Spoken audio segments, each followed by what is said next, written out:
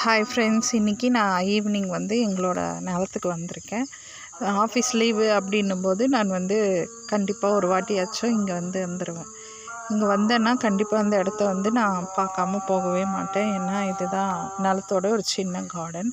இங்கே வந்து அம்மா முருங்கை செடி, பப்ளி பழம் செடி இதெல்லாமே வச்சுருக்காங்க. அதை வந்து விசிட் பண்ணாமல் போகவே மாட்டேன். வந்து கோவக்காய் வாங்கியிருந்தேன் நான் சமைக்கிறதுக்காக. அதில் ஒரு சிலது வந்து பழுத்துட்டு இருந்தது. அதை வந்து எடுத்துகிட்டு வந்து கொடுத்தேன். அதுக்கப்புறம் சவுச்சவும் கொடுத்தேன். அது வந்து முளையே வந்துடுது இந்த மழை பெய்யறதுனால. இது எல்லாமே எடுத்துகிட்டு வந்து கொடுத்தேன். வந்து வெத்தலை அது எல்லாமே போட்டிருக்காங்க.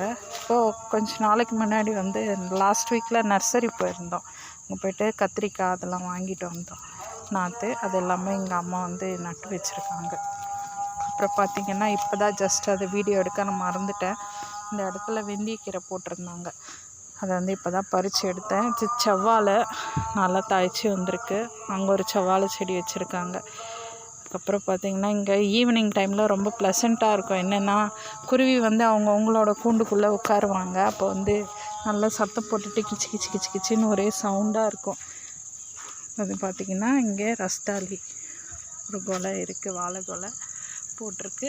இது எந்த அளவுக்கு டேஸ்ட்டுன்னு எனக்கு தெரியல, இனிமேல் தான் பார்க்கணும். அப்புறம் பார்த்திங்கன்னா போட்டது இது வல்லாரைக்கீரை வீட்டில் வாங்கி இப்போ வச்சபோது எடுத்துன்னு வந்து கொடியாக போட்டு விட்ருக்காங்க. அது அப்படியே படர்ந்து வந்துகிட்டே இருக்குது.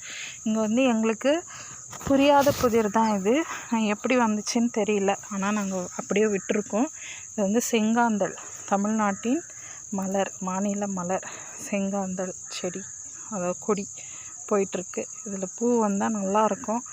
பெருசாக போயிட்டுருக்கு. அதை அப்படியே விட்டுருக்கோம். பார்க்கலாம் எப்படி வருதுன்னு. இது கிணறு, தண்ணி ஃபுல்லாக இருக்குது. அதனால் யாரையும் விடுறதில்ல.